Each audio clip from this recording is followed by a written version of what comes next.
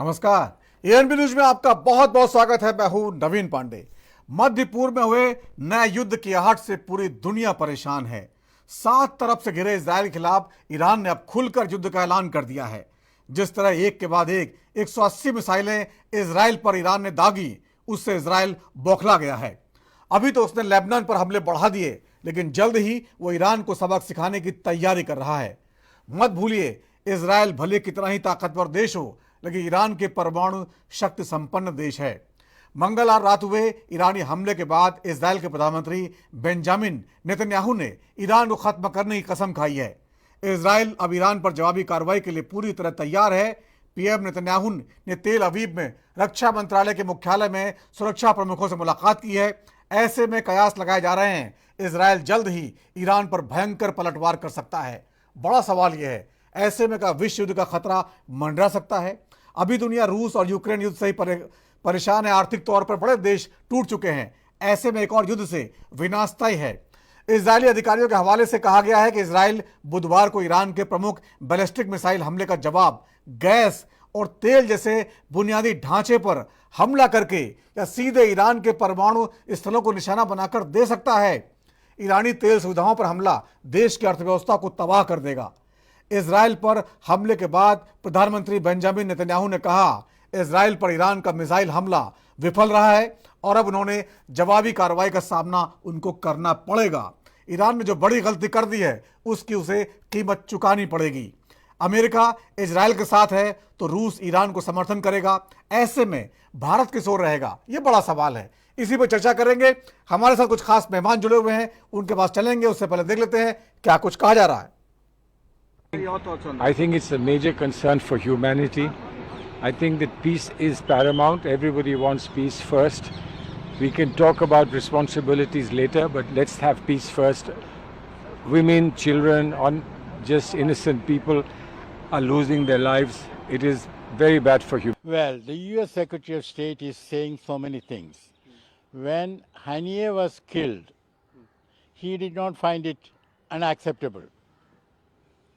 You know, whatever Israel does, for him everything is acceptable.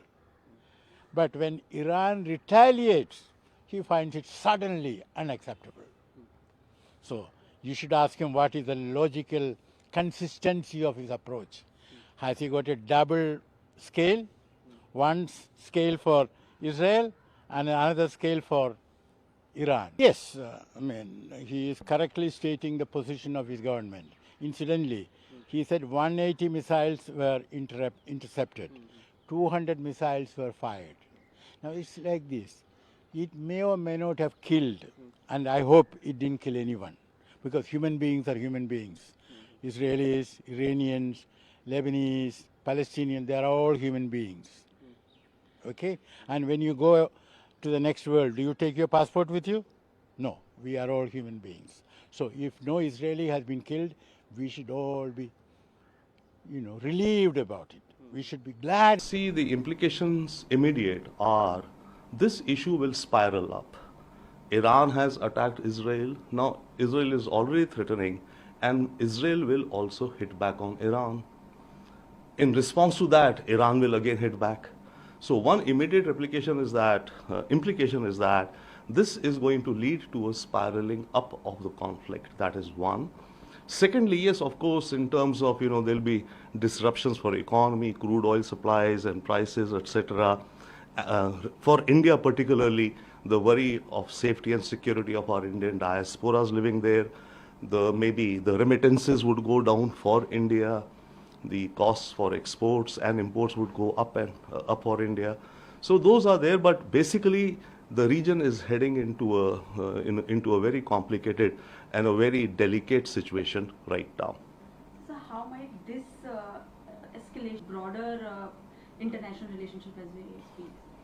See, this escalation is shaping up to be firstly a war between Iran and the Shia militia groups in the region versus Israel and the West.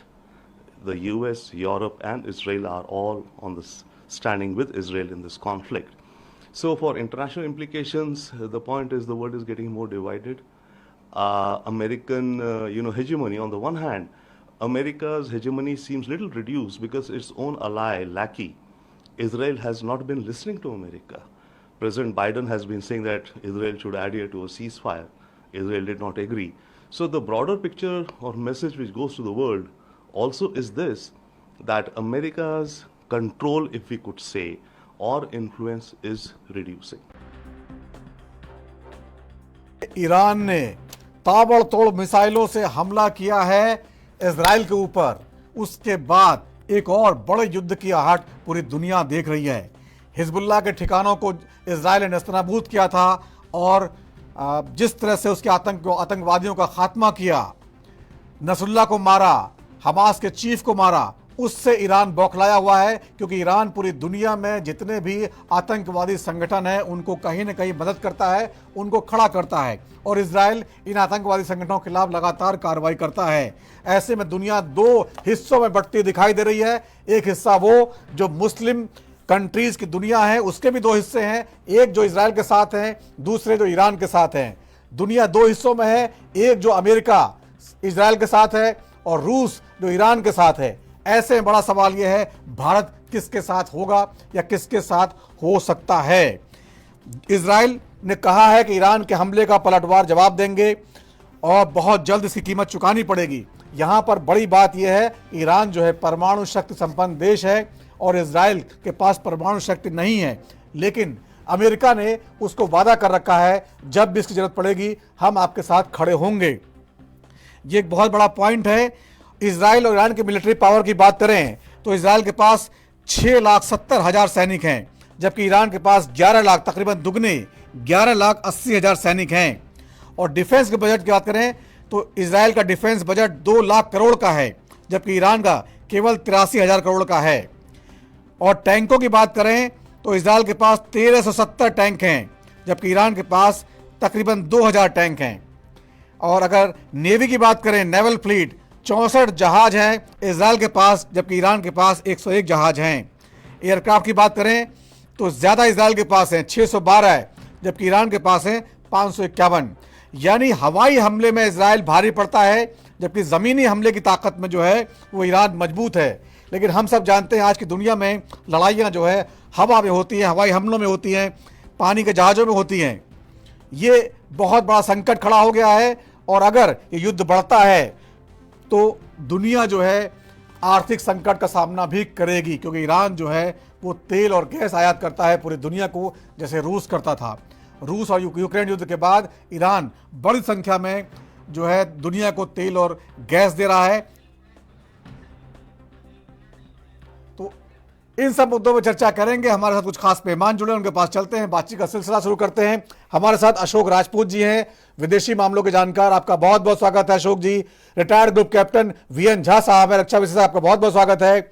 Doctor Paramvir Singh ji हैं, राजनीतिक विश्लेषक, आपका बहुत बहुत स्वागत है। और जल्दी हमारे साथ जुड़ेंगे अनिल गौर जी, जो रक्षा विशेषज्ञ हैं। सबसे पहले अशोक राजपूत जी, आपके पास आना चाहूंगा। जिस तरह से पूरी दुनिया एक और युद्ध की आहट देख रही है, ईरान ने हमला किया इजराइल के ऊपर, इजराइल जो लेबनान में जूझ रहा है हिजबुल्लाह से, आपको लगता है दुनिया एक और युद्ध देखने जा रही है, बहुत बड़ा संकट आने वाला है? देखिए नवीन जी, अभी राइट नाउ ये तो नहीं कह सकते कि दुनिया एक युद्ध देखने जा रही है अभी, क्योंकि दुनिया में बहुत सारे पंच भी मौजूद हैं और पंचाक भी मौजूद हैं। तो हो सकता है कि यह बात बड़ी है, आग लगी है, धमाके हो रहे हैं और मिसाइलें चल रही हैं, दोनों तरफ से चल रही हैं। लेकिन अभी इसको ये कह देना कि युद्ध के रूप में या युद्ध एक और युद्ध देखेगी, 2 युद्ध हो चुके हैं विश्व स्तर पर, तो तीसरा देखेगी, अब ये थोड़ा ये कहना जल्दबाजी है। ठीक है जी, ठीक है। डॉक्टर परमवीर सिंह जी, अगर जिस तरह संकट आया हुआ है मध्य पूर्व में, अगर इसमें बात करें तो अमेरिका जो है इजराइल का साथ देता है और रूस जो है कहीं ना कहीं ईरान के साथ खड़ा दिखता है। तो रूस है तो चीन भी है। ऐसे आपको लगता है भारत की भूमिका जो है वो क्या कहीं बनती है, क्योंकि ईरान भी जो है मुस्लिम देश है और इजराइल को भी जो है बहुत सारे मुस्लिम कंट्री समर्थन करती हैं। तो दुनिया की जो राजनीतिक स्थिति है उसमें क्या देखते हैं आप? देखिए नवीन जी, इस समय दुनिया शिशुपंथ कहते हैं कि ना इधर ना उधर की स्थिति में है। अमेरिका का तो स्टैंड शुरू से बहुत क्लियर था इसराइल का जो गठन हुआ था वो भी अमेरिका की मदद से ही होता है, अमेरिका और इंग्लैंड की वजह से ही हुआ था, तो उनके बारे में तो डाउट ही नहीं है कोई। बाकी जिस तरफ जिस पैसा पलड़ा भारी होता है ऐसी स्ट्रेटेजी लोग अपनाते हैं। जहां तक रही भारत की स्थिति, तो देखिए भारत तो तब भी उस तटस्थ रहा था जब बहुत गोलान हाइट्स में लड़ाई हुई थी या लेबनान के अंदर इसराइल की लड़ाई हुई थी, 3 दिन का अरब इसराइल युद्ध हुआ था, तब भी भारत के तटस्थ रहा था वहां पर। तो भारत आज भी मुझे लगता है कि अभी की स्थिति में वहीं पर रहने वाला है। लेकिन यहाँ पर देखने वाली बात होगी कि युद्ध की स्थिति बनी ही क्यों है। देखिए इसराइल और सऊदी अरब के बीच में समझौता होने के बहुत कागार नजदीक पर आ गया था कि इसराइल को सऊदी अरब मान्यता देने वाला था। इसी बीच में ये विशेषज्ञ बोलते हैं, आपने भी बहुत सारी बहस में सुना होगा कि हमास से जबरदस्ती लड़ाई करवाई गई थी कि ये युद्ध बढ़ जाए जिससे सऊदी अरब और इसराइल एक ना हो पाए। अब इस बीच में शिया और सुन्नी का जो कॉन्फ्लिक्ट है वो भी चरम पर है। अगर अब देखा जाए तो मुस्लिम जगत की बात की जाए तो केवल शिया मुस्लिम जो है, चाहे हिजबुल्लाह के लोग थे या ईरान के लोग थे, वही इसराइल के लिए युद्ध की तरफ दागे बैठे हैं। हमास का तो युद्ध में आना स्वाभाविक था, बाकी कोई मुस्लिम जगत का लोग कुछ नहीं कह रहे हैं वहां पर। हमारा पड़ोसी पाकिस्तान जो हर मुद्दे में अंदर चाहे अपने जेब में पैसा हो ना हो वो हर बात पर अपनी राय रखता था, वो भी चुप बैठे हैं। देखिए जो दम भरते थे अपना कि हम न्यूक्लियर पावर है, वो चुप बैठे हैं अभी कि इसराइल को दुनिया के नक्शे से मिटा देंगे, ऐसा कर देंगे, ऐसा कोई बयान नहीं आया है, क्योंकि मालूम है कितना आसान नहीं है। इस समय दुनिया के अंदर चाहे रूस भी होगा, वो अमेरिका के साथ युद्ध करने की स्थिति में या पंगा लेने की स्थिति में भी नहीं है। यूक्रेन के साथ उन्होंने करके देखा है, यूक्रेन के साथ अभी तक वो फंसे हुए हैं। जहां पर वो कहा जा रहा था कि ये युद्ध तो हम हफ्ते भर में या 1 महीने में खत्म कर देंगे, सालों बाद स्थिति वही की वही बनी हुई है। तो ऐसा कह देना कि कोई अगर इसराइल के खिलाफ, अमेरिका के खिलाफ मोर्चा खोलेगा कोई देश, तो ऐसा कोई नहीं दिखाई देता है अभी के टाइम पर। ये सिर्फ एक वहां की लोकल जियोपॉलिटिक्स को असर डालने के लिए युद्ध छेड़ा गया था, जो कि उनको नहीं मालूम था, जिन लोगों ने भी प्रायोजित कराया था हमास के माध्यम से, कि ये बात इतनी उनके हाथ से निकल जाएगी। अभी सब लड़ाई नहीं हो रही है, पिटाई हो रही है, ये पिटाई हो रही है। ये बेसिकली वहां पर तब भी हमने टीवी पर देखा था, बड़बोले बयान किए गए थे कि हमास के लड़ाकों ने ये कर दिया वो कर दिया, उसके बाद से 35-40 हजार और पूरा देश अपना बर्बाद होके बैठे हुए हैं। हिजबुल्लाह की यही कारण थी, अपना टॉप सुप्रीम जो उनके लीडरशिप थी वो खत्म हो चुकी है, बमबारी झेल रहे हैं। अब इस बीच में ईरान कूदा है, ईरान की सैन्य क्षमता कितनी है वो सब जानते हैं। इराक और ईरान का युद्ध बहुत साल हुआ था, क्या हुआ था सबको मालूम है। तो ईरान की सेना चाहे नंबर में ज्यादा होगी, लेकिन वो इसराइल के आगे खड़े नहीं हो पाएंगे। ठीक है, ठीक है। Retired group captain VN Jha साहब हमारे साथ हैं, रक्षा विशेषज्ञ। झा साहब, क्या लगता है आपको, जिस तरह के हालात हैं, आज जो है इजराइल के प्रधानमंत्री ने सेना मुख्यालय में बातचीत की है अपने अधिकारियों के साथ और कहा हम ईरान का को करारा जवाब देंगे इसका जो हमला उन्होंने किया है। आपको लगता है जो शब्द कहे जा रहे हैं, चूंकि इजराइल इस समय कई मोर्चों पर घिरा हुआ है, चाहे गाजा पट्टी की बात कर लें, चाहे लेबनान की बात कर लें, यमन के हूती विद्रोहियों की बात कर लें, तो एक तरह से कई मोर्चों पे एक साथ जूझना उसके लिए संभव है क्या? ऐसे में ईरान पर क्या पलटवार कर सकता है वो? देखिए, अभी जो हमारे को पैनलिस्ट परमवीर जी ने जो कहा है, बिल्कुल ठीक इन्होंने एनालिसिस दी है कि जियो पॉलिटिक्स में कहाँ पे अभी ये युद्ध खड़ा है। आपका शुरू का जो प्रश्न था कि क्या हम विश्व एक युद्ध देख रहा है, तो युद्ध तो चल ही रहा है। पहले इसराइल और हमास में था, अब इसराइल, हमास और हिजबुल्लाह में चल रहा है। उसी को आप एक्सटेंड कर दीजिए तो हूती भी उसमें कूद गया है। और सबसे ऊपर अब इसराइल और ईरान आमने सामने खड़े हैं। लेबनान में भी युद्ध हो रहा है, लेकिन लेबनीज सेना इससे अपनी हाथ थोड़ी सी पीछे खींच ली है। उन्होंने हूती को, हिजबुल्लाह को उससे निपटने के लिए छोड़ दिया हुआ है। जो लेबनीज सेना थी वो सदर्न लेबनान से वो पीछे हट गई है। तो युद्ध सीधा इसराइल और ईरान समर्थित जितने टेररिस्ट ग्रुप हैं, तीनों मेजर टेररिस्ट ग्रुप, उसमें, और ईरान इसमें कूद पड़ा है। आज के दिन में तो अच्छी तरह से कूद पड़ा है। आज के दिन में इतनी अच्छी तरह से कूदा है कि इसको माफ नहीं किया जा सकता है। पिछली बार जब अप्रैल में इसी तरह की ईरान ने हरकत की थी तो ज्यादातर उसके ड्रोन्स, मिसाइल सारे मार गिराए गए थे, और फिर एक सिर्फ सिग्नेचर इसराइल ने किया था कि एक छोटे से हमले में। लेकिन इस बार जैसा हमने काफ़ी सारे वीडियोस देखे हैं अलग अलग सोर्सेज से, ऐसा लगता है कि इस बार काफ़ी सारे जो बैलिस्टिक मिसाइल्स खास करके हैं, ये टकराए हैं, इसराइल की धरती से टकराए हैं। कहाँ टकराए हैं इसका हमें पूरा जवाब नहीं है।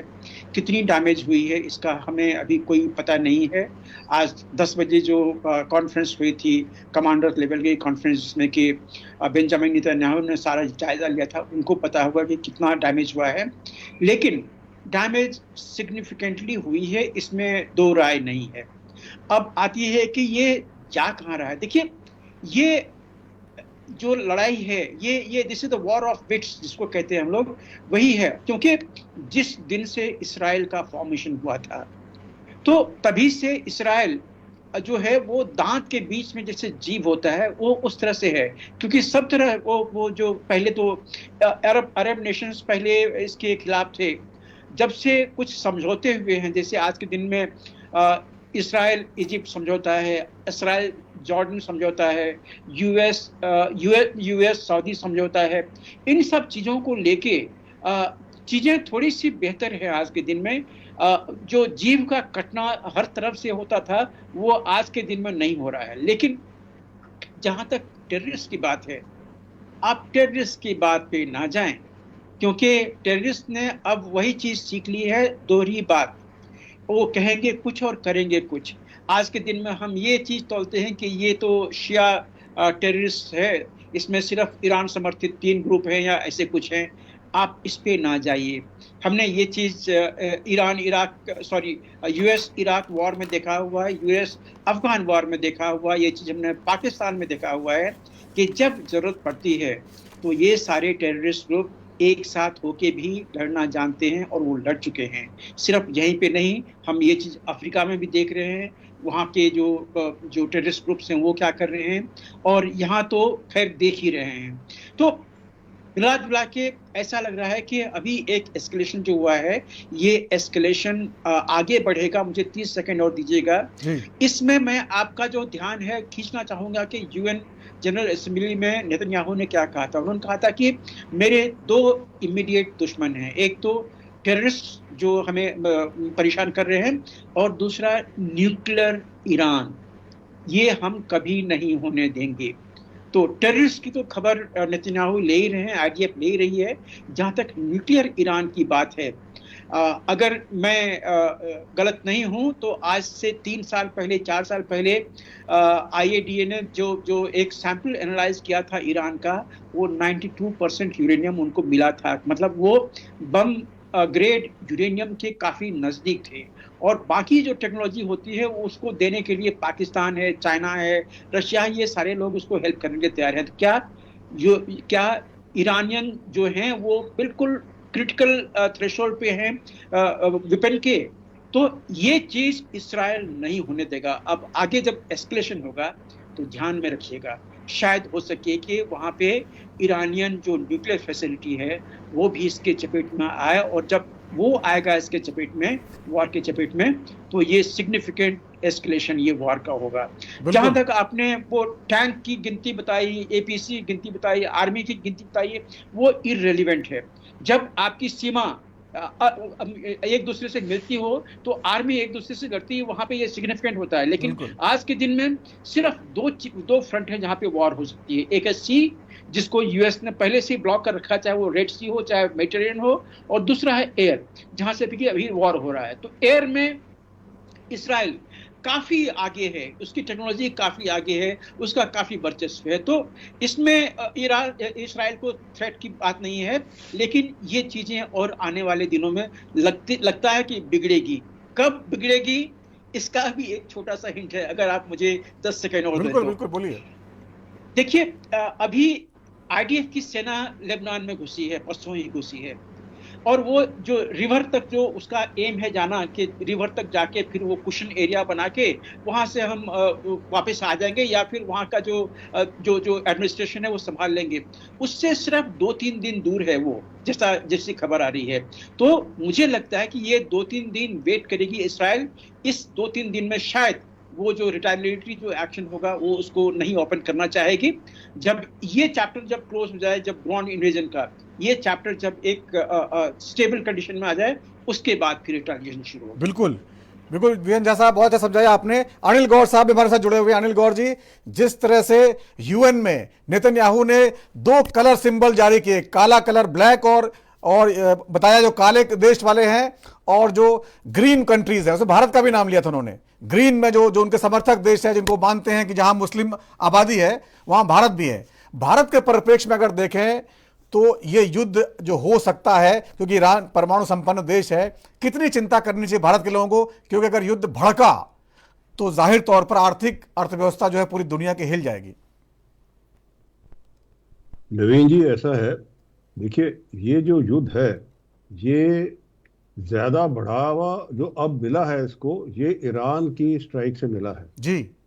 इसराइल ने पहले ही कह दिया था कि भाई जब तक वो पहली स्ट्राइक कभी नहीं करेगा जब तक कि ईरान उसके ऊपर डायरेक्ट अटैक नहीं करेगा। और ईरान ने मेरे हिसाब से बड़ी गलती कर दी है ये डायरेक्ट अटैक करके। हिजबुल्लाह के लीडरशिप का मारा जाना, हिजबुल्लाह के कार्डर का मारा जाना, हिजबुल्लाह के जो बाकी वर्कर्स है मारा जाना, ये हमास का लोगों का मारा जाना, ये अलग बात है।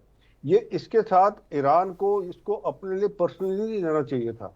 अब उसने पर्सनली लेके ये जो अटैक किया है, जो मिसाइल अटैक किया है, इसका जो रिटेलिटी एक्शन होना है ये बहुत जबरदस्त होना है।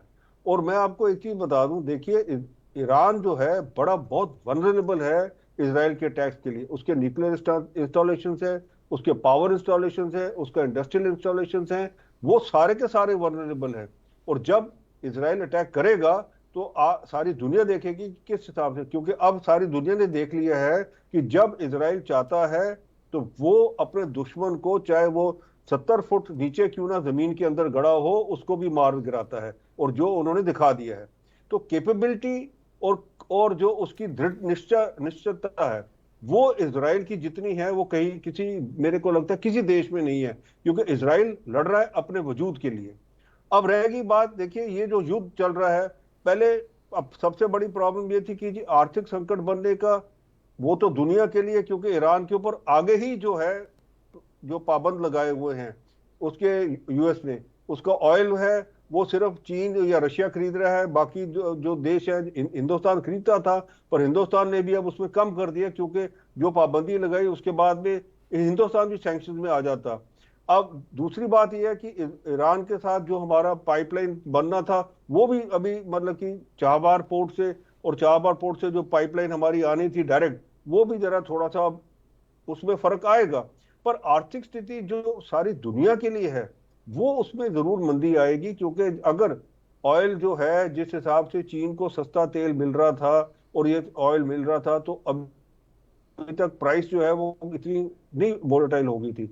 जब ये अटैक्स होंगे, नेचुरली उसने उसके बंदरगाह पे उसके ऑयल इंस्टॉलेशन के ऊपर, उसके न्यूक्लियर इंस्टॉलेशन सबके ऊपर करना, और सबसे बड़ा जो उसको पड़ेगा खमियाजा पड़ेगा ईरान को, वो पड़ेगा पावर सेक्टर में।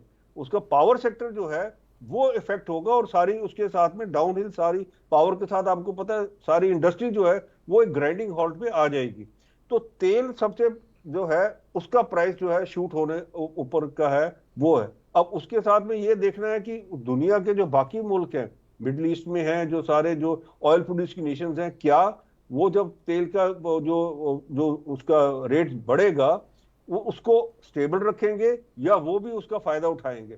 तो वो मंदी जो आप मंदी की बात कर रहे हैं वो बिल्कुल सही है, वो तो आएगी, क्योंकि मेरे हिसाब से जो लग रहा है कि जिस हिसाब से चल रहा है युद्ध, अब जब इजराइल का रिटेलिटरी स्ट्राइक होना है ईरान के ऊपर, तो रशिया क्या करेगा? क्योंकि रशिया ने ऑलरेडी वार्निंग दे दी है इजराइल को लेबनान के माध्यम उसके लिए कि भाई आप जो है यहां से अपना ग्राउंड फोर्सेस जो है उसको विड्रॉ कर लीजिए। और अगर इजराइल इसको, जैसे कि उसका जो उनका उद्देश्य है कि भाई वो उधर से रिवर तक जाके अपना सारा जो इलाका उसको अपने कब्जे में करेंगे, ये देखना है कि जब वो ईरान के ऊपर स्ट्राइक करेगा, क्योंकि ईरान, चीन और रशिया वो एक ही ग्रुप में है अभी, एंटी यूएस आप कह लीजिए। तो जब वो इजराइल ईरान के ऊपर अटैक करेगा, ये दोनों देश क्या करेंगे, वो बहुत एक महत्वपूर्ण चीज है जिसको देखने वाली बात होगी, जो आगे चल के निकल के आएगी। जी अनिल गौर साहब, थोड़ी सी आवाज में दिक्कत आ रही है आपकी, फिर लौटूंगा आपके पास। अशोक राजपूत साहब, जिस तरह से अनिल गौर साहब ने जो है बताया कि रूस और चीन जो है इनकी भूमिका अगर इस युद्ध में आती है आगे चल के तो बहुत स्थितियां खराब हो जाएंगी।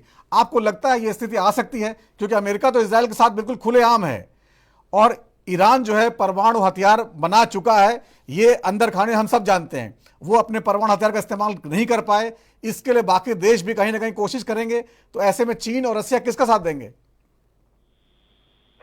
जी जी जी, देखिए अभी तो स्थितियां बदली हैं और उन स्थितियों में यही है कि जो ये ईरान, ये क्या नाम है आपके, चीन है और इधर ईरान है और ये देश हैं, इन देशों की जो स्थिति है, रूस के साथ की जो स्थिति है, इन स्थितियों में थोड़ा फर्क आया है। और इन फर्क आने की स्थितियों में अभी आप ऐसा उल्लेख नहीं कर सकते कोई इन चीजों को। ये हेलो जी, बोलिए बोलिए बोलिए, आपकी आवाज आ रही है? मुझे नहीं मिल रही आपकी आवाज। हाँ बोलिए अशोक राजपूत जी, बोलिए, आपकी आवाज आ रही है? हेलो हेलो, आपकी आवाज आ रही, बोलिए। हेलो, मुझे नहीं मिल रही है, मुझे आपकी आवाज नहीं मिल रही है। आपकी आवाज मिल रही है, अगर सुन पा रहे हैं तो बोलिए। हेलो हेलो, ठीक है, लगता है उन तक आवाज नहीं पहुंच रही है। डॉक्टर परमवीर सिंह जी, यही सवाल आपसे जानना चाहूंगा राजनीतिक विश्लेषक के तौर पर, क्या जो है दुनिया में इस समय रूस और चीन जो है वो चूंकि अमेरिका के खिलाफ जो है गठबंधन जहां भी रहता है वहां पर वो दिखाई देते हैं, तो ईरान को उनका समर्थन हासिल होगा? ईरान की हिम्मत क्या इसीलिए इतनी बढ़ गई? नवीन जी, एक बात मैं चाइना के प्रतिपेक्ष में कहना चाहूंगा। चाइना की आर्मी बहुत बड़ी है। चाइना ने दुनिया के अंदर दिखावा भी है और रियलिटी में भी है कि उनके पास बहुत असले, बड़े बड़े असले हैं। लेकिन एक बात बहुत गौर करने की है, चाइना ने युद्ध करे हुए लगभग 50 साल से पहले कभी किया था, भारत के साथ किया था। तब भारत की स्थिति में और चाइना की स्थिति में जमीन आसमान का अंतर था। और बाकी चाइनीज आर्मी कभी युद्ध के अंदर उतरी नहीं है। उनके उत्पाद कितने अच्छे हैं या चाइनीज प्रोडक्ट के ऊपर कितना विश्वास किया जाए, ये युद्ध के बाद ही पता चलने वाला है। अब वो चीज जो इसमें चाइना ने ताइवान के ऊपर लगातार तरीके से, देखिए अपना उनके आर पार भी मिसाइलें दागी हैं और इधर से भी उधर से भी पूरी जैसे बंदर गुलाटियां मारता है वो करके देखा, लेकिन आज तक करा तो कुछ नहीं ना था उसने। तो ये चाइना के ऊपर इतना आंख मूंद कर विश्वास करना ठीक नहीं होगा। मतलब ये मैं बचकानी बात नहीं कह रहा हूँ, क्योंकि चाइना ने युद्ध लड़ा ही नहीं है, बिल्कुल कोई युद्ध लड़ा ही नहीं है। तो और रही रूस की बात, रूस अभी यूक्रेन के साथ घिरा हुआ है। ऐसे में एक समझदारी का तकाजा कहता है कि दूसरा फ्रंट खोलने की कोशिश कोई भी नहीं करता है, कि दूसरा फ्रंट खोलने की कुछ हिमाकत या कोशिश, समझदारी नहीं कहती है उस चीज को। तीसरा जो एक पोल, बड़ा इंपॉर्टेंट पोल है, वो है अरब वर्ल्ड। अरब वर्ल्ड की तरफ से कोई प्रतिक्रिया नहीं आ रही है। जिसका मतलब प्रतिक्रिया नहीं आ रही है, जिसका मतलब ये नहीं है कि वो लोग नाराज नहीं है। वो नाराज हो भी सकते हैं, अंदर से हो, लेकिन हो सकता है उनकी कुछ और मजबूरियां हो कि जो इस समय आना नहीं चाहते। क्योंकि इजराइल ने पूरी अरब जगत को हराया हुआ है, 3 दिन के युद्ध के अंदर ही हराया हुआ है। और अमेरिका और इजराइल को अगर हम देखें तो अमेरिका की जो भी संसाधन है उन्हें आईडीएफ इस्तेमाल कर सकती है, और तभी इतनी इजराइल हिमाकत भी करता है। अब जितनी भी ये इनपुट्स आते हैं ईरान के हमले के बारे में, इजराइल को पहले से जानकारी थी, क्योंकि क्या है, अमेरिका चारों तरफ सर्विलांस, जितने इनकी सैटेलाइट्स हैं, जितनी इंटेलिजेंस है, वो इस्तेमाल कर रहा है। मैंने अभी एक डिबेट में आने से पहले आर्टिकल देखा था, जब इजराइल नया था तभी तो इतनी तरक्की भी नहीं हुई थी। तो सेकंड वर्ल्ड वॉर का जितना असला था, चाहे वो राइफल से लेके बड़े जहाज, तो अमेरिका ने सीधा समुद्री जहाजों में भर भर कर इजराइल को दे दिए थे कि जाओ लड़ो।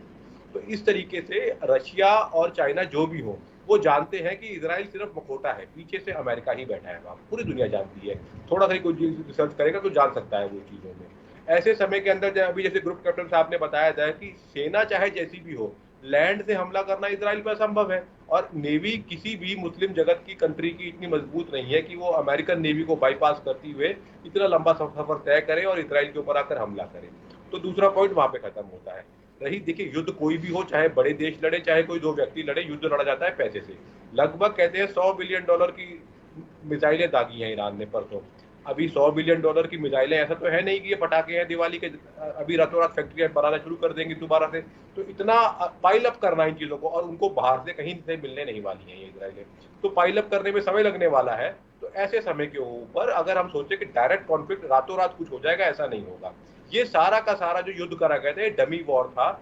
ये अरब वर्ल्ड, सऊदी अरब और इजराइल को रोकने के लिए हमास को हमला बनाकर किया गया, जिसमें शिया, अच्छा एक चीज और यहाँ पर एक बहुत है, आज से लगभग 1 दशक से अरब वर्ल्ड, मुस्लिम वर्ल्ड में कहूंगा, अरब वर्ल्ड मुस्लिम वर्ल्ड में एक कैलिफेट खिलाफत में कि कौन लीड करेगा, जैसे पुराने समय से सऊदी लीड करता था, तो टर्की ने लाया कि नहीं भाई हम पुराने खलीफा हैं, हम लोग लीड करेंगे। तो एक ऐसी टसल भी चल रही थी। इस बीच में सुन्नीस का टसल चल रही थी, तो शिया भी कूदते हैं बीच में। तो इन सब चीजों को भी बिल्कुल ताना बाना बिगाड़ने के लिए ये हमास को बिल्कुल। डॉक्टर परमवीर सिंह जी, आपने बहुत जानकारी दी। बड़ी खबर इस समय आ रही है, G7 की बैठक बुला ली है इटली ने।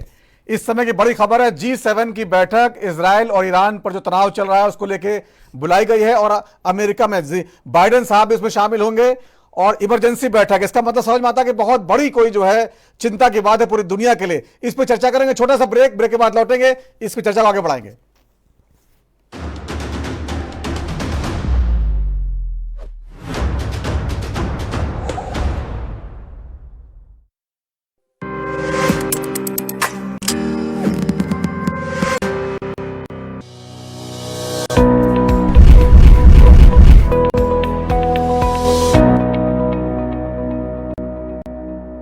परमात्मा और प्रकृति की असीम अनुकंपा की भूमि उत्तर प्रदेश देश में है विशेष। असीमित संभावनाओं वाले उत्तर प्रदेश के 25 करोड़ नागरिकों के विकास को डबल इंजन सरकार ने दी है नई रफ्तार। सुरक्षा, शिक्षा, चिकित्सा और स्वावलंबन की विभिन्न योजनाओं के क्रियान्वयन से उत्तर प्रदेश बना है देश में नंबर 1।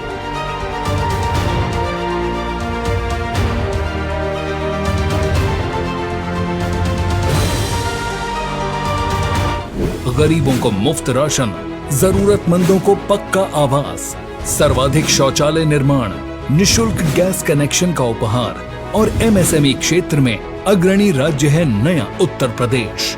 देश में सर्वाधिक PM किसान सम्मान निधि मिलने से अन्नदाताओं के चेहरे पर है मुस्कान। नए भारत में नंबर 1 उत्तर प्रदेश, जन कल्याण में विशेष। नहीं दबेगी कोई आवाज, हटेगे पर्दे, सामने आएगा हर राज।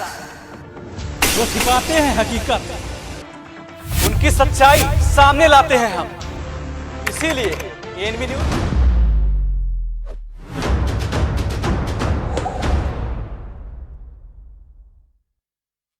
और ब्रेक के बाद राजधर्म में एक बार फिर आपका स्वागत है। आज बात कर रहे हैं इजराइल और ईरान के बीच बढ़ते तनाव की, जिसने पूरी दुनिया को परेशान कर दिया है। और इस समय की बड़ी खबर यह है कि G7 देशों की बैठक बुला ली गई है। इटली के प्रधानमंत्री मेलोनी ने यह बैठक बुलाई है और 7 दुनिया के बड़े देश इसमें शामिल होंगे, जिसमें अमेरिका के राष्ट्रपति जो बाइडेन भी शामिल होंगे। तो कितना खतरा है पूरी दुनिया के लिए, हम इस पर चर्चा करें। हमारे कुछ खास मेहमान जुड़े हुए हैं और हमारे साथ अशोक राजपूत जी हैं, विदेशी मामलों के जानकार। हमारे साथ retired group captain VN Jha साहब हैं, रक्षा विशेषज्ञ हैं। हमारे साथ रिटायर्ड कैप्टन अनिल गौर साहब हैं, रक्षा विशेषज्ञ। डॉक्टर परमवीर सिंह जी हैं, राजनीतिक विश्लेषक। डॉक्टर रिटायर्ड कैप्टन अनिल गौर जी, एक बार फिर आपके पास आना चाहूंगा। G7 की जो बैठक बुलाई गई है, आपने कहा कि वाकई दुनिया पर बड़ा संकट आ सकता है अगर इसको समय रहते रोका नहीं गया। तो क्या G7 की जो बैठक बुलाई गई है, आपको लगता है ये रोक लेगी इसको, या फिर युद्ध होकर रहेगा?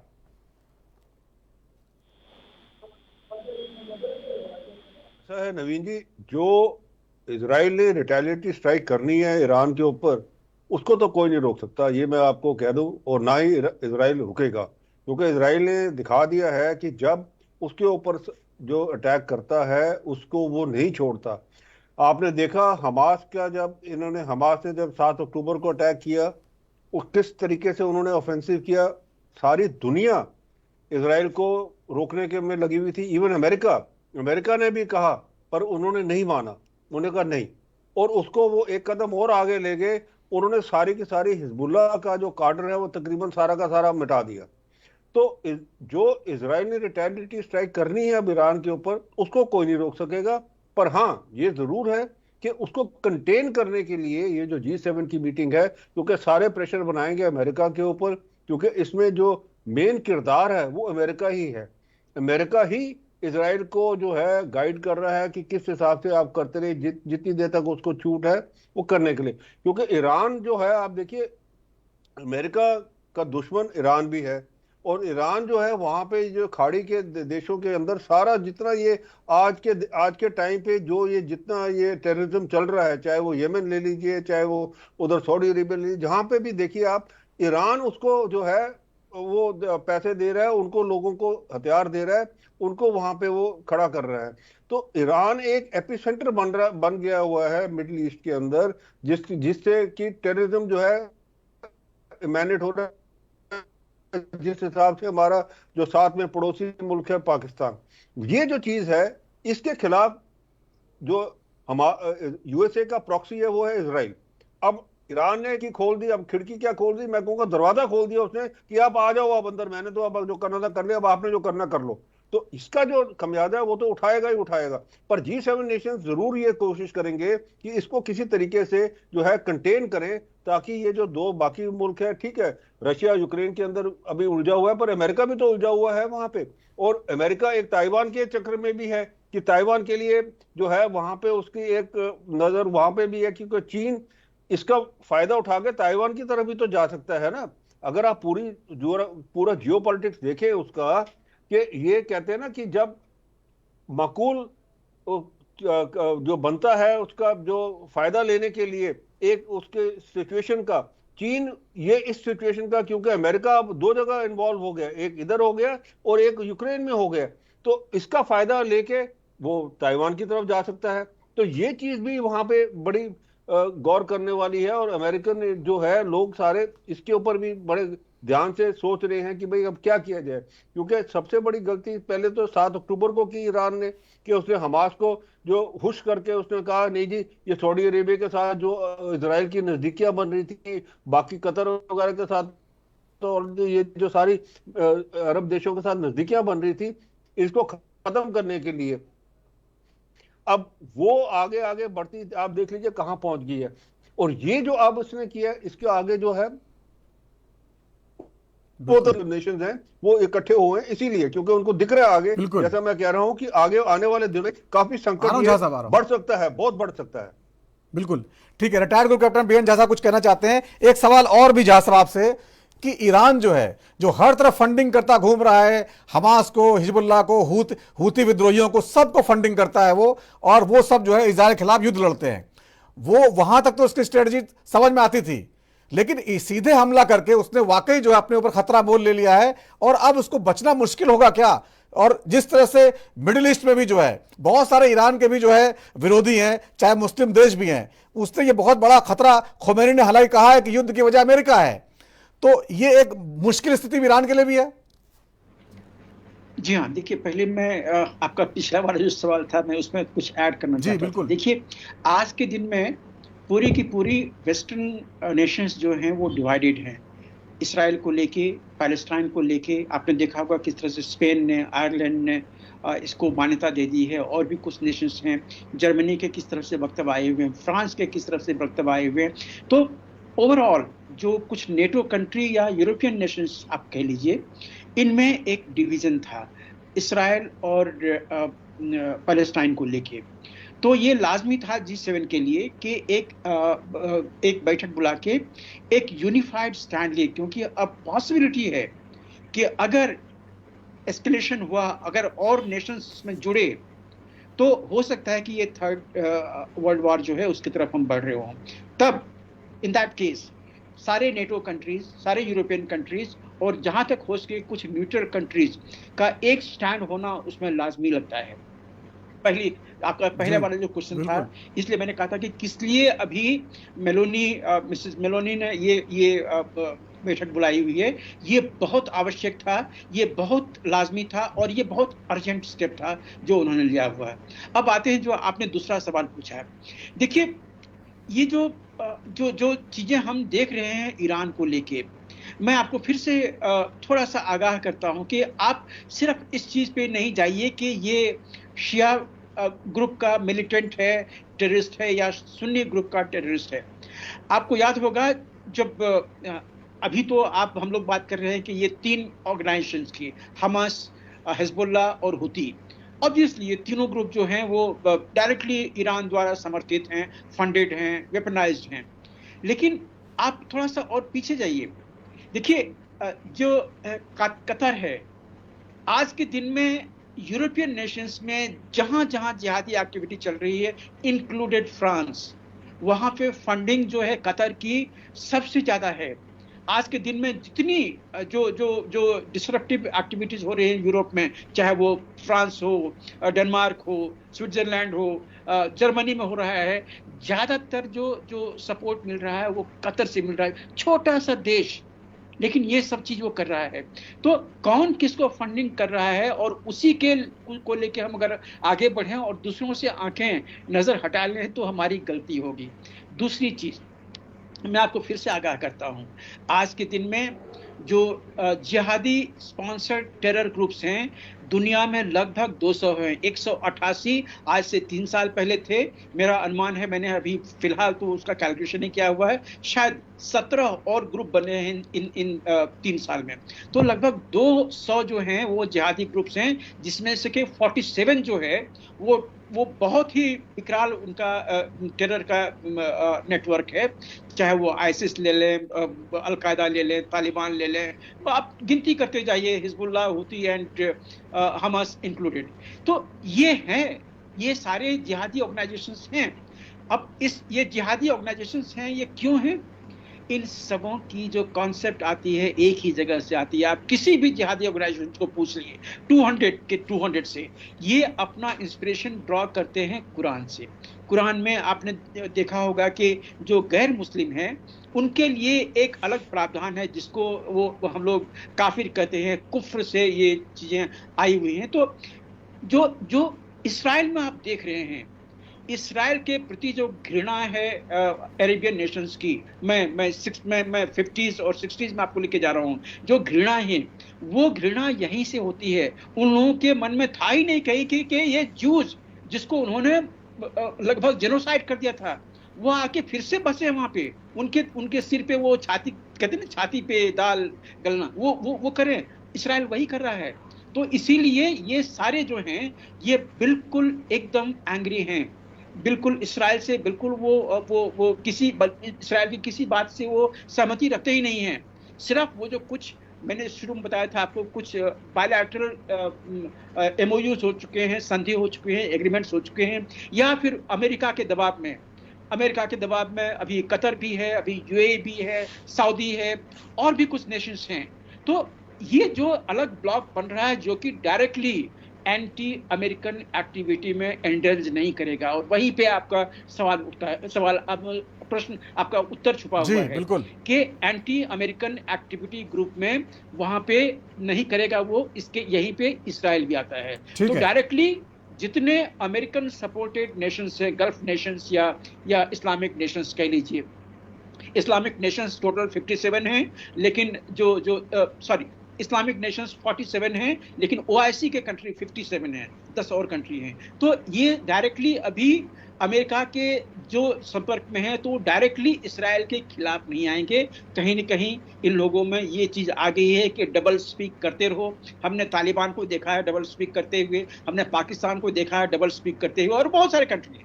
तो उनमें ये आर्ट आ गई है आज के दिन में, डबल स्पीक करते रहो, किसी न किसी तरह से, किसी के राइट साइड में रहो, किसी के लेफ्ट साइड में रहो, कोई फर्क नहीं पड़ता। लेकिन ये जिहादी है बाय नेचर, ये अपनी जान गंवा देंगे अपनी मुक्ता की चलते ही, लेकिन वो जिहादी एक्टिविटी में इंडल्ज करते हैं। बिल्कुल ठीक है। अशोक राजपूत साहब, आपको आवाज आ रही है क्या?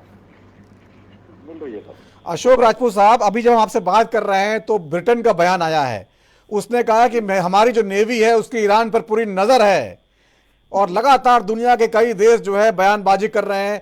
जर्मनी का बयान आया है, उसने कहा है कि हमारे अपने नागरिक जो हैं, हमारे नागरिक ईरान छोड़ दें। ये क्या संकेत नहीं करता कि ईरान पे कुछ बड़ा हमला होने वाला है? और अमेरिका में जो इलेक्शन होने वाले हैं, क्या उनका इससे कोई रिलेशन आपको लगता है, जो पूरी सिचुएशन क्रिएट की जा रही है? देखिए, आज भी मतलब अभी 2-3 दिन के अंदर 2-3 डेवलपमेंट्स हुए हैं। एक डेवलपमेंट तो ये तो यूएन में जो वहाँ इन्होंने क्या नाम है, प्रधानमंत्री याहू ने जो उन्होंने जो बयान दिया था, वो जो कथन था, वो बहुत सिग्निफिकेंट था। उन्होंने बहुत साफ साफ कहा कि हम स्पष्ट किया कि हम जो है इजराइल को इस धरती पर हम कदम नहीं रखें, उनको हकदार नहीं है, उनको गतिरोध करेंगे, ये सब चीजें उन्होंने कही। ठीक है। दूसरी चीज आई कि यूएन सेक्रेटरी जो जनरल है, उन्होंने कहा कि हम जो इनको इजराइल को हम पूरी तरह से बैन करेंगे और उनको अवांछित घोषित करेंगे। और इनको हम चाहते हैं कि इनके ऊपर रोक भी लगे। तो ये सब स्थितियां बनी थी। अब उन स्थितियों के बाद में जो यूएन का क्या है, यूएन जो क्या नाम सिक्योरिटी काउंसिल है, यूएन सिक्योरिटी काउंसिल के साथ में अमेरिका क्या रुख रखती है, फिर ईरान का कहाँ जाता है, फिर ये जो अभी G7 वाली स्थिति आ रही है ये डेवलप होने जा रही है। तो इन स्थितियों में तो मतलब बड़े कंफर्टेबल कह सकते हैं कि जो इस्लाम, अभी जो हमारे को पैनलिस्ट बात कर रहे थे कि जो इस्लामिक स्थिति आ रही है, इस्लामिक देशों की स्थिति आ रही है, तो वो अभी उलझना चाहते हैं या वो अपने को हटना चाहते हैं। जैसे अभी हिंट दिया कि वो जो क्या नाम है आपको उनका जो तरीका रहा है वो उनको घेरने का तरीका रहा है, ये वाली बात है। जी बिल्कुल। डॉक्टर परमवीर सिंह जी, मैं आपको यही सवाल पूछूंगा, क्या अमेरिका के चुनाव से ये जो सिचुएशन क्रिएट की गई है इसका कोई रिश्ता आपको नजर आता है फौरी तौर पर, या आगे आने वाली हालात को लेकर अमेरिका चुनाव में कोई असर पड़ेगा? नवीन जी, पूरा ही देखिए रिश्ता नजर आता है इस चीज में। अमेरिका के चुनाव के अंदर, अमेरिका के अंदर लोगों का एक रुझान रहता है कि आप क्या, आपके मित्र जो पर ऑल टाइम फ्रेंड इजराइल है उसके ऊपर अटैक होता है और ईरान करता है, जिसको अमेरिका ने लगातार एक विलन और बहुत लंबे समय से उनके साथ एंगेजमेंट में है कि आपने क्या करा। तो ये चुनावी मुद्दा अमेरिका में जरूर बनेगा और अमेरिका रिटेलिएशन कराने में इजराइल की मदद करेगा। इजराइल और अमेरिका को ऐसा समझा जा सकता है, इजराइल में जितने लोग इजराइल में रहते हैं उतनी ही संख्या अमेरिका में भी इजरायली यहूदियों की रहती है, जो वहां पर बहुत बड़ी बड़ी लॉबी को संभालते हैं, काम करते हैं। तो उन लोगों का प्रेशर भी रहता है लॉबी का अमेरिका के ऊपर कि आप लोग रिटेलिएटरी एक्शन कराइए। थोड़ा सा इसको समझना होगा। देखिए, इस्लाम जो दुनिया में आया 1600 साल पहले, ये पक्की बात है इसमें, लेकिन जो ये एरियाज है जहां पर आज ये विवाद चल रहा है, ये आज से नहीं है, पता नहीं कितने साल पुराने से है। ईरान, जिसे हम ईरान आज जानते हैं, इसे पर्शिया बोला जाता है। और अरब, जहां पर सऊदी अरब या यहाँ भी है, जब यहाँ पर इस्लाम का उदय नहीं हुआ था तब भी इन पर्शिया के रीजन में और अरेबिक पेनिनसुला में लड़ाई रहती थी। अरबी लोग पर्शियन लोगों को, पारसी लोगों को पसंद नहीं करते, तो इनके अंदर युद्ध होता रहा था। पूरा अरब जगत की कोशिश रहती है कि पर्शिया जितना दबा रहेगा उतना अच्छा रहेगा, और पर्शिया वालों की रहती है कि अरब जगत से ऊपर रहना होगा। मेसोपोटामिया की सभ्यता आपने देखी जो इराक में पड़ती है, वो तब का कॉन्फ्लिक्ट आज का नहीं है, हजारों साल से है ये। ऐसे टाइम के अंदर और ईरान को अगर डिसइंटीग्रेट करना हो तो उसमें अरब जगत का सबसे बड़ा फायदा है, अमेरिका को इतना फायदा नहीं है। उधर दूसरी तरफ समझना होगा, टर्की के एर्दोगान के आने से बाद वहां पर टर्की भी दोबारा से अपनी खोई भी ख्याति थी मुस्लिम जगत में, वो पाने के लिए, तो वो भी ईरान को एक अपना सामना अपने प्रतिद्वंदी के रूप में ही देखते हैं। तो इस नाते से ये राजनीति किस करवट बैठेगी ये कोई नहीं जानता है। मैं एक चीज के बारे में, मेरी सीमित समझ के हिसाब से, देखिए, बाहर से इस्लामिक जगत का कॉन्फ्लिक्ट काफिर के साथ हो सकता है, लेकिन जितना समस्या काफिर के साथ में है उतनी ही समस्या साहब शिया और सुन्नी के साथ में। ये बहुत गहरी डीप फॉल्ट लाइन्स है समाज के अंदर, बहुत गहरी डीप फॉल्ट लाइन्स है इसमें, और इसका दोहन अमेरिका को करना आता है, बड़े अच्छे से करना आता है। देखिए, इराक के साथ अमेरिका लड़ा, ईरान उसके बॉर्डर शेयर करता है, तो ईरान ने तो नहीं कहा कि मैं अपने मुस्लिम भाइयों की इराक की मदद करने पहुंचूंगा, कभी नहीं हुआ ऐसा। इराक ने, तो ये बहुत पुरानी फॉल्ट लाइन्स है, इनको अमेरिका इनका दोहन करना जानता है। इन्हीं का दोहन करते हुए और करने की कोशिश की जाएगी कि तीसरा विश्व युद्ध ना छिड़ जाए इस समय पर, और वो नहीं छिड़े पूरी दुनिया के लिए अच्छा होगा। रही ईरान से जो एक्सपोर्ट्स होते हैं, देखिए, ईरान के एक्सपोर्ट, लेजिटिमेट एक्सपोर्ट ईरान किसी कंट्री को नहीं करता है, क्योंकि अमेरिका का जो डॉलर है ये इतना मजबूत है कि इसी के बीच में आपको व्यापार करना होता है। तो माने कोई छोटा सा दूर देश भी अफ्रीका के अंदर अमेरिका के साथ वो पंगा नहीं ले सकता है, क्योंकि उसको करेंसी भी किसमें ट्रेड करेगा, वो अमेरिकन डॉलर है, वो जो इजीली कन्वर्ट हो जाती है पूरी दुनिया में कहीं पर भी। तो अमेरिका को आंख दिखाने की हिम्मत इस वजह से, उसके व्यापार की वजह से किसी के पास नहीं होती है। चाइना हो, रशिया हो, इन चीजों में ये प्लेयर्स हैं, इंपॉर्टेंट प्लेयर्स हैं, लेकिन ये अमेरिका को उंगली दिखाकर चुप बैठने के लिए नहीं कह सकते हैं। और जैसे अब यहाँ पर चल रहा है, सऊदी अरब वगैरह लोग भी, सऊदी अरब पर्सनली वहां की सरकारें चाहेंगे कि ईरान का कोई परमानेंट सॉल्यूशन हो जाए, कि जिससे ईरान आने वाले कम से कम 2-3 दशक तक शांति से दुनिया को आंख ना दिखा पाएगी। ऐसी रीजन में ऐसी पॉलिटिक्स बन रही है ये। ठीक है अनिल गौर साहब, एक बार फिर आपको बताना चाहूंगा, इजराइल के बारे में कहा जाता है कि वो कई मोर्चों पर घिरा हुआ है। जहां तक हम पढ़ते हैं और देखते हैं, West Bank, Lebanon, Gaza, Iraq, Syria, Yemen, Bahrain, हर जगह उसका मोर्चा खुला रहता है। 4 मोर्चे तो इस समय भी चल रहे हैं, 7 मोर्चों पे तो वो जूझता रहता है। ऐसे में जो है उसकी ताकत क्या इतनी है कि ईरान जो परमाणु शक्ति संपन्न देश है उसको वो नेस्तनाबूद कर सके। अमेरिका के समर्थन से, आपको लगता है? नवीन जी, एक चीज आप अपने ध्यान में रखिए, जब एक कोई भी इंसान अपने वजूद के लिए लड़ता है, उसकी ताकत दूसरे से 10 से 20 गुना 100 गुना मैं कहूंगा ज्यादा होती है, क्योंकि वो अपने वजूद के लिए लड़ रहा है। अगला सिर्फ उसको दबाने के लिए लड़ रहा है, ये अपने वजूद के लिए लड़ रहा है। और इजराइल जब से बना है अपने वजूद के लिए लड़ता रहा है, और उसकी प्लानिंग, उसकी सोच उसी तरीके से रही है। उसका एक एक नागरिक जो है आज, वो सारे के सारे आप देखिए इमीडिएटली जो है वो कॉल अप हो जाते हैं, क्योंकि उसने पॉलिसी ऐसी बनाई है कि सारे के सारे जो है वो अपने वो ट्रेंड है पूरे, उसके अंदर मैन पावर उसकी ट्रेंड है, जो ऑक्सिलरी आर्मी है उसकी इमीडिएटली खड़ी हो जाती है। नंबर 1। नंबर 2, टेक्नोलॉजी में जब से इजराइल बना है, आज आप देखिए इजराइल जो है दुनिया के अंदर एक ऐसा देश है जहां से हिंदुस्तान भी उससे चीजें ले रहा है, क्योंकि टेक्नोलॉजी के अंदर उसने इतना वो अपने आप को बढ़ चढ़ के उसको रखा है कि जितनी ये चीजें हैं, आर्मामेंट्स हैं या दूसरी टेक्नोलॉजी है, उसके अंदर वो उसके समक्ष होके अमेरिका की मदद से अमेरिकन कंपनीज ने वहां पे अपने खोले हुए हैं मैन्युफैक्चरिंग फैसिलिटीज वगैरह, और पूरी टेक्नोलॉजी जो है वो उस पूरी ट्रांसफर हो रही है इजराइल को। कोई उसमें ऐसी रोक नहीं है कि भाई हम कुछ ऐसी जो चीजें हैं वो नहीं देंगे इजराइल को, जैसे हिंदुस्तान के साथ होता है कि जी कुछ टेक्नोलॉजी जो है हम ये जो क्रिटिकल टेक्नोलॉजी जो कहते हैं वो हम नहीं देंगे, उनने सारी की सारी दी है।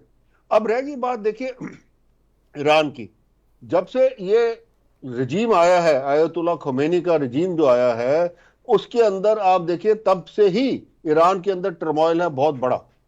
ये जैसे कि ये अभी एक और हमारे पैनलिस्ट कह रहे थे, ये सारा का सारा एरिया जो है ये मिडिल ईस्ट का, ये इस्लामाइजेशन तो था नहीं, ये तो होता गया। लेबनान जो था वो स्विट्जरलैंड ऑफ ईस्ट था, ठीक है। तो इसी हिसाब से ये जो बाकी देश हैं ये भी सारे वेस्टर्न थे। तेहरान जो ईरान था वो भी वेस्टर्नाइज था। अभी ये सिर्फ जब से ये आया है आयतुल्ला खमेनी का ईरानियन रेवोल्यूशन जो आया है, तो वो बिल्कुल एक कट्टरवादी सोच से और शरिया तरीके से वो उसको गवर्नेंस होनी शुरू होगी। तो लोग इवन इधर आज इधर भी आप पीछे भी देखा कि इसके अंदर विरोध है इस रजीम के खिलाफ। इजराइल के अंदर जो मोसाद है, आज दुनिया के अंदर आपको पता है मोसाद जो है वो सबसे, मैं कहूंगा एक नंबर 1 जो है इंटेलिजेंस एजेंसी है। और जो अभी एक पता करने वाली बात थी कि जो अब पता नहीं ये कितना सच है इसके अंदर के नहीं, पर ये ईरानियन सोर्सेज लगा है। उन्होंने कहा जी जब ये सारा कुछ चल रहा था, जब हमास के साथ ये विवाद चल रहा था उसका, तो उन्होंने कहा जी हम जो अपना जो सिक्योरिटी एस्टेब्लिशमेंट है उसको हम जरा देखें कि इन्फिल्ट्रेशन हमारी जो है यहाँ पे जो सारे जो दायरे हैं सिक्योरिटी वो चेक करेगी कि आयरन डोम जो उनका आयरन डोम सपोर्ट करता है। नहीं स्पाइस वगैरह तो नहीं है उसके अंदर, मोसाद के इंटेलिजेंस एजेंट तो नहीं है। और बाद में पता लगा कि जो ईरानियन सिक्योरिटी एजेंसी का हेड था वो कोई मोसाद का एजेंट था। तो इस तरीके से जो ये ऑर्गेनाइजेशन है मोसाद की, वो सारी की सारी फैली हुई है। अब आप देखिए, एक मैं सिर्फ आपका ध्यान ले जाना चाहता हूं, नसरुल्लाह को कैसे मारा इन्होंने, जो इतना छुपा हुआ था 70 फुट जमीन के अंदर था, कैसे मारा उसको? सिर्फ इसी टेक्नोलॉजी के साथ कि उन्होंने जो अब जहां थे उसका जो साउंड बैरियर जा रहा था और उसकी स्पीच जो आ रही थी उसको सारा टारगेट उसको कोऑर्डिनेट करके उसके कोऑर्डिनेट्स कि ईरान आप कहते हैं न्यूक्लियर पावर है, और सबसे पहला स्ट्राइक जो होना है वो उनके न्यूक्लियर इंस्टॉलेशन पे ही होना है। इनके न्यूक्लियर जो साइंटिस्ट है उनको टारगेट किया हुआ है इजराइल ने, काफी उन्होंने मारे भी हैं, और उनका न्यूक्लियर जो फैसिलिटी है उसके अंदर भी सैबोटाज किया हुआ है। तो इजराइल का मानना बड़ा साफ है कि ईरान को एक न्यूक्लियर पावर बनने नहीं देना है किसी भी तरीके से, क्योंकि अगर वो बन गया तो सबसे पहला उसने बॉम्ब कहां फेंकना है? इजराइल के ऊपर, और वो पता है उनको।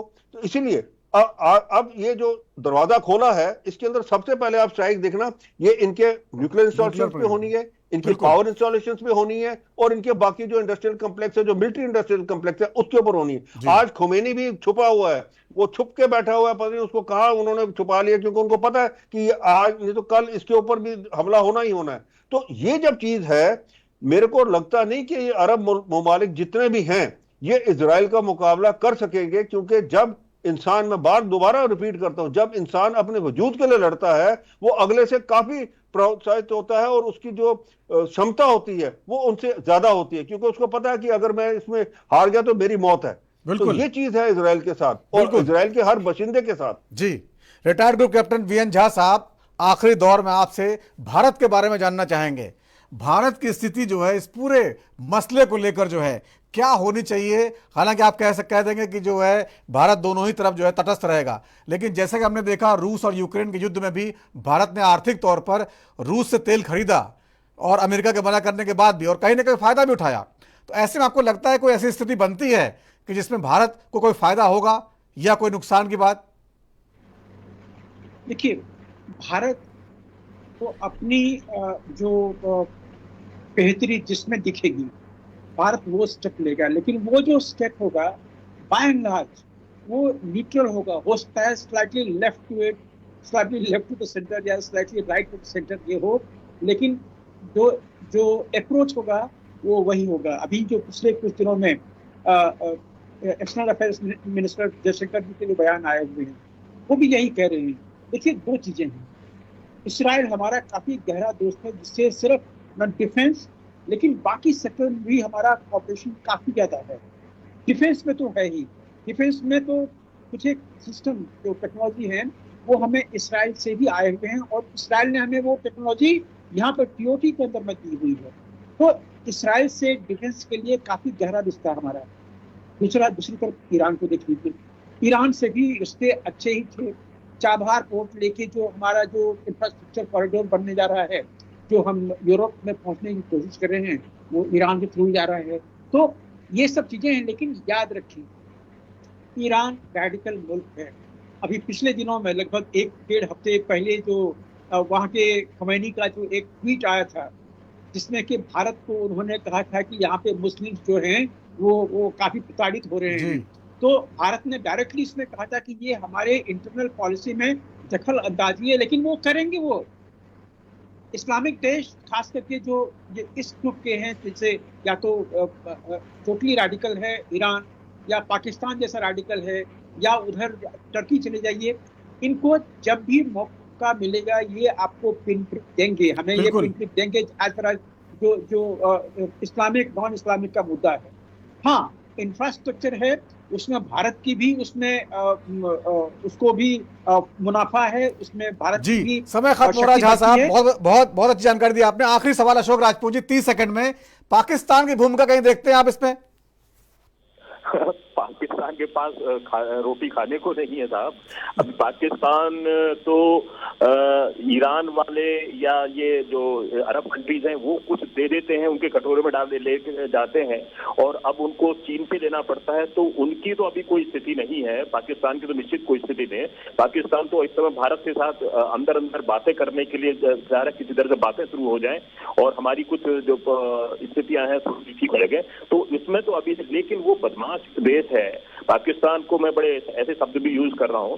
पाकिस्तान फिर बाद में हमारे साथ जैसे होता है, जो अभी ये जो आतंकवादी संगठन है उसके माध्यम से जो हमारे यहाँ अस्थिरता की स्थिति बनाई हुई है और पिछले 20 साल से हम इसको झेल रहे हैं, वो स्थिति अब इन जो देखिए है क्या बताएं आपको नवीन साहब, ये दुनिया के जो देश है, जब भारत का पाकिस्तान के साथ हो रहा था तो कोई नोटिस नहीं कर रहा था, किसी भी तरह से नहीं कर रहा था और फिर एक वैसे ही क्या रहा था। अभी जिस तरह का आतंकवाद दुनिया में आया और दुनिया के सारे देशों में आतंकवाद का, इस्लाम का ही उसके पीछे निकला, तो अब इन देशों को समझ में आया। और जैसे भारत का जैसे है ना कि हम बता रहे हैं तो समझ नहीं आ रहा, जब इन पर आन पड़ी है तो ये होता है। अमेरिका में बिल्कुल राजपूत जी, कहीं ना कहीं जो हालात बन रहे हैं उससे कहीं ना कहीं भारत को जो उसका नजरिया है पूरी दुनिया समझ पा रही है। समय खत्म हो गया, बहुत बहुत धन्यवाद चर्चा में शामिल होने के लिए सभी मेहमानों का।